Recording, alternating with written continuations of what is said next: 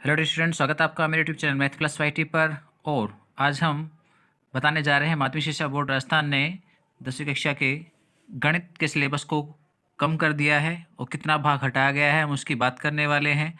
बाकी अन्य किसी विषय के भी आपको सिलेबस को देखना है तो आप मुझे मेरे टेलीग्राम चैनल के ऊपर ज्वाइन कर सकते हैं, वहाँ सारा सिलेबस डाल दिया गया है। या फिर आप वेबसाइट पर जाकर के भी, राजस्थान बोर्ड की वेबसाइट पर जाकर भी सिलेबस को देख सकते हैं। देखिए क्या क्या हटाया गया है। गणित की हम बात करते हैं तो वैदिक गणित हमारे पास पहली जो प्रश्नावली है उस वैदिक गणित में से सरल समीकरणों को हल करने को हटा दिया गया है। ये एक छोटा सा टॉपिक हटाया, केवल सरल समीकरणों को हल करना। आपको अभी यहाँ पर वर्ग ज्ञात करना, घन ज्ञात करना, गुणा करना, जोड़, ये सभी आपके पास एज इट इज हैं। संख्या पद्धति जो हमारे पास सेकंड चैप्टर है, ये पूरी की पूरी संख्या पद्धति है वो हटा दी गई है, यानी दूसरा चैप्टर आपके पास कंप्लीट रिमूव हो गया है पूरा का पूरा। इसके साथ ही तीसरा जो चैप्टर है बहुपद, उस बहुपद में आपके पास जो लास्ट में एलसीएम और एचसीएफ हैं वो आपके पास यहाँ हट गए हैं। इसके साथ ही बहुपद में भाग देने की जो विधियाँ थी वो भाग देने वाला हिस्सा भी हट गया है। केवल क्या बचा है, बहुपद, द्विघात बहुपद के शून्यांक ज्ञात करना और शून्यांकों के मध्य संबंधों की जांच करना, गुणांक और शून्यांकों के मध्य संबंधों की जांच करना। द्विघात समीकरण बची हैं, द्विघात समीकरणों को हल करने की विधियाँ हैं। केवल इतना ही भाग बचा है, एलसीएम ज्ञात करना और साथ में एक बहुपद में दूसरे बहुपद का भाग देना, वो हिस्सा हट गया है।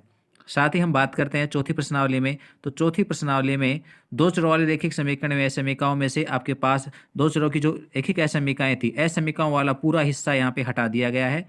केवल आलेख विधि रह गई है, किसके लिए, दो चरों वाली रैखिक समीकरण के लिए, यानी असमीकाओं वाला टॉपिक हट गया है। समांतर श्रेणी की बात करें तो n पदों के योग एवं मानक परिणाम को निकालने की विधि हट गई है। केवल nवां पद ज्ञात करने तक का ही मेथड है आपके पास। आगे 5.3 जो एक्सरसाइज है वो पूरी हट गई है, यानी योग वाला पार्ट पूरा हट चुका है।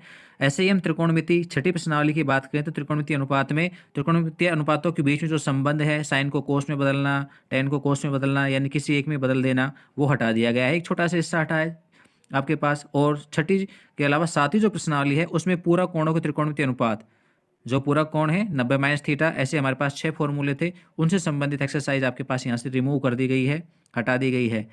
नेक्स्ट की हम बात करते हैं। और आठवीं प्रश्नावली में किसी प्रकार का कोई चेंज नहीं हुआ है, वो आपको एज इट इज पढ़नी ही है। नवीं जो प्रश्नावली है उसमें केवल आपके पास 9.1 शेष रह गई है। अब वहाँ पे 9.2 थी हमारे पास आंतरिक विभाजन सूत्र वाली, वो यहाँ से रिमूव हो गई है। ठीक है, आपको केवल फर्स्ट पार्ट पढ़ना है। क्या क्या, एक तो द्विमीय निर्देशांक ज्योमिति और साथ में दो बिंदुओं के मध्य की दूरी। छठे की बात करते हैं तो छठी यूनिट है हमारे पास ज्योमिति, और ज्योमिति में हमारे पास जो 11वीं प्रश्नावली है, सॉरी 10वीं प्रश्नावली है, 10वीं प्रश्नावली में बिंदु एवं संगामी रेखाएं हैं, उनमें से संगामी बिंदु, परिकेंद्र, अंतःकेंद्र, लंब केंद्र, ये तीनों आपके पास हट गई हैं यहाँ से, यानी पूरा हिस्सा ही हट गया है। शुरुआती जो पहली एक्सरसाइज है 10.1 केवल वो बची है आपके पास यहाँ पर, केवल 10.1, उसके बाद वाला हिस्सा है वो पूरा हटा दिया गया है। नेक्स्ट की हम बात करते हैं 11वीं प्रश्नावली समरूप त्रिभुज। तो समरूप त्रिभुज में दो समरूप त्रिभुजों का क्षेत्रफल हटा दिया गया है, साथ में बोधायन प्रमेय उससे संबंधित जो भी कुछ महत्वपूर्ण परिणाम प्रश्न है वो सारे हटा दिए गए हैं। ठीक है, केवल क्या बचा है यहाँ पर, हमारे पास ये 3 प्रमेय हैं, इसके अलावा एक आपके पास थेल्स प्रमेय है। केवल 4 प्रमेय आपको पढ़नी है समरूप त्रिभुज में।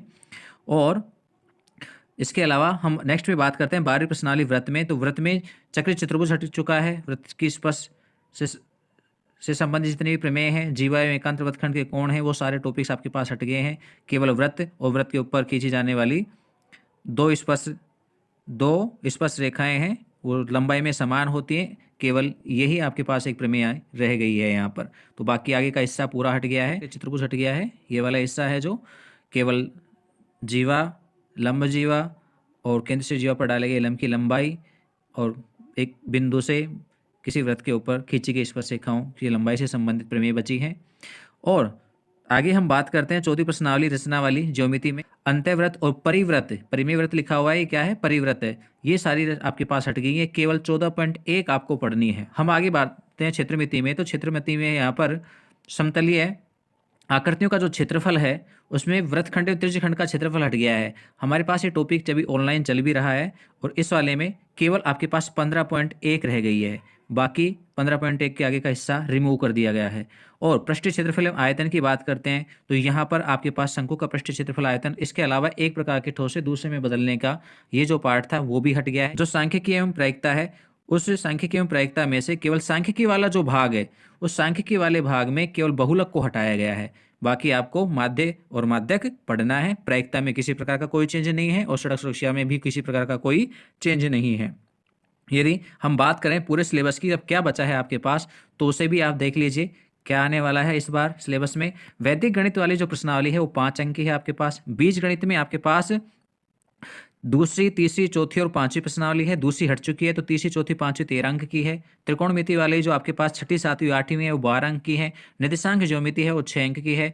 इसके अलावा 10वीं, 11वीं, 12वीं और 13वीं जो 4 प्रश्नावलियां हैं वो 20 अंक की है। इसके अलावा क्षेत्रमिति है वो आपके पास 10 अंक की है। क्षेत्रमिति में आपके पास 2 पार्ट हैं, एक तो 15वीं प्रश्नावली और एक 16वीं प्रश्नावली है। ठीक है, 15वीं प्रश्नावली से पहले तक का सारा हिस्सा ज्योमिति में है 14 तक का, और सांख्यिकी में प्रायिकता है वो 10 अंक की है। सड़क सुरक्षा आपके पास 4 अंक की है। ठीक है, अब कहाँ पर क्या क्या है वो भी देख लीजिए। जो पहली इकाई है वैदिक गणित, उसमें क्या क्या है आपके पास, यानी केवल क्या हटा है यहाँ पर, समीकरणों को, रैखिक समीकरणों को हल करने की जो विधियां हैं वो आपके पास यहाँ से हटी हैं। बाकी कंप्लीट एज इट इज है आपके पास। यहाँ पर देखो बहुपद में आपके पास बहुपद के शून्यक है, द्विघात बहुपद है, शून्यांक और गुणांकों के मध्य में संबंध है, द्विघात समीकरण है, द्विघात समीकरण का मानक रूप है, उसके हल हैं, हल करने की विधियां हैं, युक्तिकर और साथ में मूलों की प्रकृति है। बस यहीं तक है हमारे पास। आगे का हिस्सा है वो हट गया है। इसके अलावा एक बहुपद में दूसरे बहुपद का भाग देने का वो मेथड हट गया है। इसके अतिरिक्त एलसीएम एचसीएफ ज्ञात करना वो भी बहुपदों के लिए हट गया है। इसके अलावा हम बात करते हैं नेक्स्ट चौथी प्रश्नावली में दो चर वाले रैखिक समीकरण में, तो केवल रैखिक समीकरण युग्म है और उनकी असंगतता, रैखिक समीकरणों का आलेखीय हल और उनकी विभिन्न संभावनाएं, किस किस प्रकार की रेखाएं बन सकती हैं ग्राफ में, वो सारी चीजें हैं। समांतर श्रेणी की हम बात करते हैं तो समांतर श्रेणी में केवल आपके पास nवां पद ज्ञात करने वाली एक्सरसाइज बची है, यानी आप 15.1 और 15.2 वो 5.1 और 5.2 आपको केवल पढ़नी है। चौथी यूनिट की हम बात करते हैं त्रिकोणमिति की, तो त्रिकोणमिति में आपके पास केवल क्या बचा है अब यहाँ पर, आपको 0 से और 90 तक के जो कोण हैं उन कोणों के त्रिकोणमिति अनुपातों के मान आने चाहिए। ये छठी प्रश्नावली का है केवल।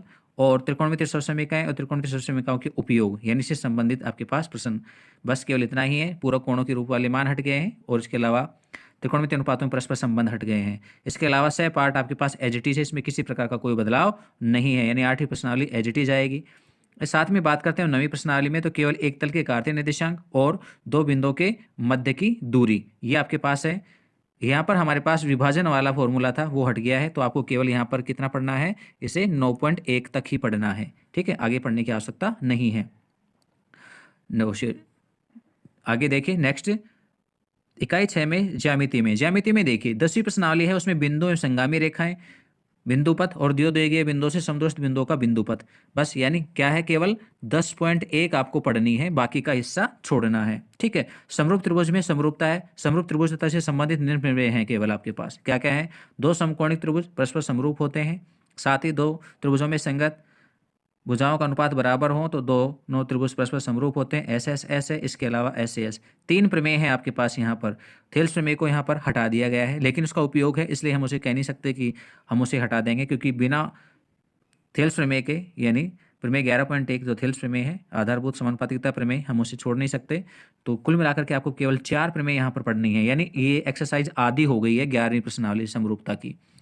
आगे बात करते हैं 12वीं प्रश्नावली और 13वीं प्रश्नावली की। तो 12वीं प्रश्नावली में है वृत्त, वृत्त की जीवा और केंद्र से जीवा पर डाला गया लंब, और एक वृत्त के केंद्र से जीवा पर डाले गए लंब की जीवा का समद्वि भाजन करता है। ये आपके पास एक प्रमेय है, आपको इंपॉर्टेंट प्रमेय है, याद रखना है इसे। और इसके साथ में वृत्त की स्पर्शिका, वृत्त के बाहर स्थित किसी बिंदु पर वृत्त पर खींची गई 2 स्पर्शिकाओं की लंबाई समान होती है। ठीक है, ये इतना ही हिस्सा बचा है वृत्त में जो 12वीं और 13वीं प्रश्नावली में है। साथ में 14वीं प्रश्नावली रचना की हम बात करें तो रचना में आपके पास क्या करना है, एक रेखाखंड का आंतरिक विभाजन और साथ में एक वृत्त के बाहर स्थित बिंदु से स्पर्श रेखा खींचना, बस केवल इतना सा ही है। वृत्त के ऊपर बाहर स्थित कोई बिंदु है उससे वृत्त पर स्पर्श रेखा खींचना, केवल ये 2 ही टॉपिक हैं आपके पास रचनाओं में, बाकी सारे हटा दिए गए हैं। ठीक है, नेक्स्ट देखते हैं हम क्षेत्रमिति। क्षेत्रमिति के बारे में हम बात कर ही चुके हैं कि हमारे पास केवल 15.1 बची है। ये क्या है, केवल 15.1 जो हमारे पास ऑनलाइन चल रही है। और इसके अलावा पृष्ठीय क्षेत्रफल एवं आयतन, उसमें केवल बेलन बचा है और गोले का पृष्ठीय क्षेत्रफल एवं आयतन बचा है। घन आपको यहाँ से हटा दिया गया है।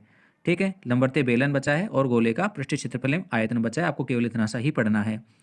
आगे बात करते हैं हमें 8वीं में इकाई 8 या सांख्यिकी प्रायिकता की बात करें तो इसमें से आपके पास क्या क्या वर्गीकृत और अवर्गीकृत के लिए माध्य और बहुलक निकालना है। ठीक है, वर्गीकृत और अवर्गीकृत आंकड़े हैं, उनके लिए माध्य और माध्यिका ज्ञात करनी है। इसके अलावा प्रायिकता आपके पास कंप्लीट है, सड़क सुरक्षा भी कंप्लीट है।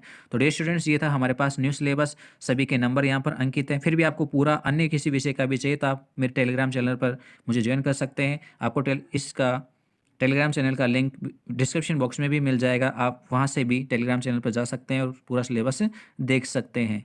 अन्य सभी विषयों के भी सिलेबस एक साथ इंक्लूड हैं, वहाँ पर डाल दिए गए हैं। तो फिलहाल के लिए इजाज़त दीजिए, फिर मिलते हैं इसी प्रकार की और अन्य जानकारी लेकर के। तब तक के लिए बाय।